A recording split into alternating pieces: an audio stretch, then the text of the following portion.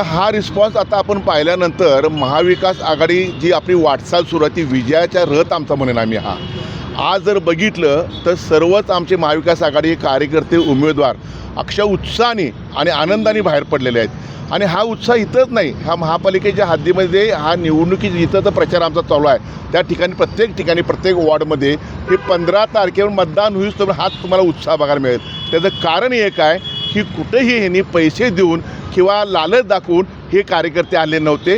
हा त्यांच्यात आणि आमच्यात हा फरक आहे. त्यामुळे हा उत्साह आनंद आहे तो विजयरथ म्हणून आम्ही ह्या कोल्हापूर महानगरपालिकेवर आम्हाला कुठलीही शंका नाही.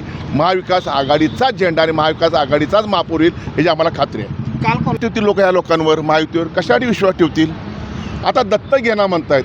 अहो दत्तक काय पाळण्यासकट तुम्ही आधीच नेले सगळं कोल्हापूर पळवून आधी आणि दत्तक कुठलं आले आता. मग दत्तक घ्यायचं होतं तर राज्यात तुमची सत्ता होती, केंद्रात तुमची सत्ता होती. मग तुम्हाला कोल्हापूरचा विकासच करायचा होता. आता काय आठवते तुम्हाला विकास करायचा. बरं आम्ही काय करणार आहेत, आम्ही मूलभूत सुविधा ज्या लोकांना लागणार आहेत त्यासाठी आम्ही भर देणार आहे आणि त्या देण्यात आम्ही कटिबद्ध आहे. त्याच्या व्यतिरिक्त आम्हाला कोल्हापूरकर काय नको आहे. मूलभूत सुविधा तुम्ही देऊ शकलेलं नाही आणि आत्ता दत्तक घेऊन कोल्हापूरकरांची घोर फसवणूक करताय तुम्ही. ही मंडळी महायुतीची मंडळी फसवणूक करतायत. आणि कोल्हापूरकर नाही, महाराष्ट्रात देशातली आता मतदार खूप सुज्ञ आहेत, खूप शहाणे आहेत. ह्याच्या भूलथापाला बळी पडणार नाही. म्हणून आम्हाला खात्री आहे की आमचाच महापौर ह्या महाविकास आघाडीची सत्ता ह्या कोल्हापूर महानगरपालिकेत नक्की येईल.